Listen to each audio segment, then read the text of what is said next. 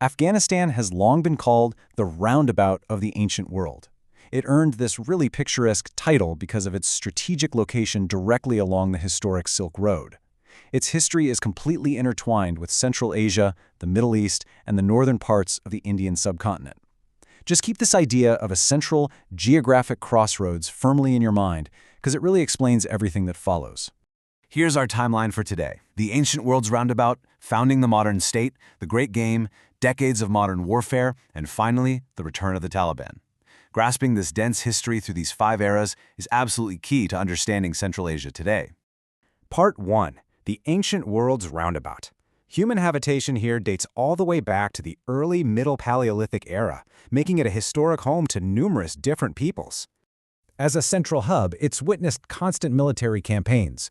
Think about the sheer scale of these conquests. The Persians, Alexander the Great, the Maurya Empire, Arab Muslims, the Mongols, the Mughal Empire, the British, the Soviet Union, and most recently, a US-led coalition.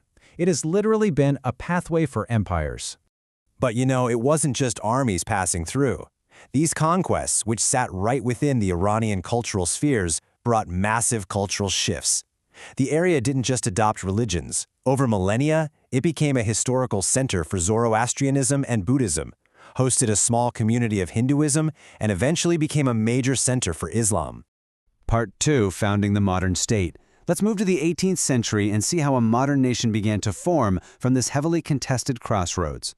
In 1747, the Durrani Empire was established. This polity is basically the foundation of the modern nation-state of Afghanistan, and Ahmad Shah Durrani is credited as its father of the nation. But following the empire's decline and his death in 1772, and later the death of Timur Shah in 1793, things fell apart. The empire fractured into multiple independent kingdoms, including places like Herat, Kandahar, and Kabul. It took a massive effort to piece the region back together. The country was finally united after 7 brutal decades of civil war lasting from 1793 to 1863.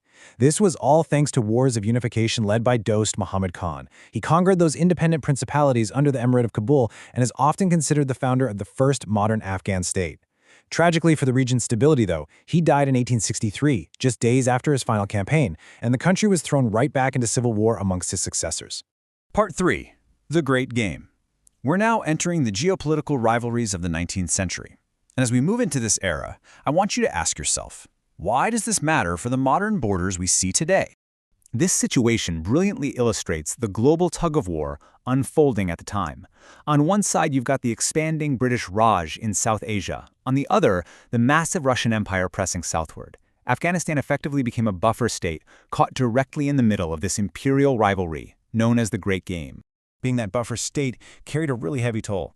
The British Raj tried to subjugate Afghanistan but was actually repelled in the First Anglo-Afghan War from 1838 to 1842. Then came the Second Anglo-Afghan War from 1878 to 1880, which saw a British victory and the successful establishment of British political influence.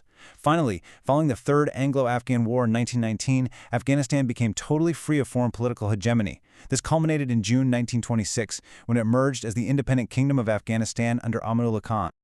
That monarchy provided a system that lasted nearly half a century, but everything changed in 1973. That's the critical years that Sher Shah was overthrown, marking the definitive end of the monarchy and directly leading to the establishment of the Republic of Afghanistan. Part 4. Decades of Modern Warfare.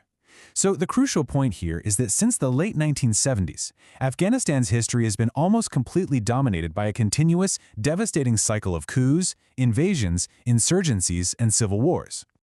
This dense sequence of modern conflict began in 1978, when a communist revolution established a socialist state. Internal infighting quickly prompted the Soviet Union to invade in 1979. During the Soviet-Afghan War, Mujahideen fought against the Soviets, and they continued fighting amongst themselves after the Soviets withdrew in 1989. By 1996, the Islamic fundamentalist Taliban controlled most of the country. However, their Islamic Emirate of Afghanistan received very little international recognition before being overthrown during the 2001 U.S. invasion. Part 5. The Return of the Taliban.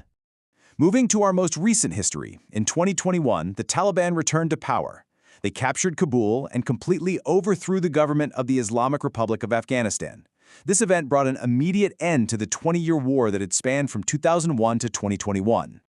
Now, what's really important to note is the political outcome right after that capture. In September 2021, the Taliban re-established the Islamic Emirate of Afghanistan. And despite initial claims that they would form an inclusive government for the country, the interim government they set up was made up entirely of Taliban members. Consequently, this Taliban government remains largely internationally unrecognized today. So as the internationally unrecognized emirate holds power today, who will be the next to navigate the roundabout of the ancient world? This region's dense history proves that change is pretty much the only true constant at this global crossroads. Keep learning, keep questioning, and I'll catch you in our next explainer.